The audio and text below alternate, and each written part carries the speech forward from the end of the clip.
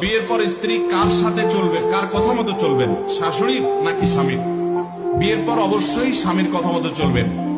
কোন নারী তার মায়ের কথা মতো চলবেন না। চলবেন কার কথা মতো? মা তার মর্যাদা অনেক বেশি, সন্দেহ নেই, কিন্তু বিয়ে হওয়ার পর তার মা বা বাবা আর স্বামী দুজনের কথার ভিতরে যদি কন্ট্রাডিক্টরি হয়, সাংঘর্ষিক হয়, একজন নারী কি করবেন?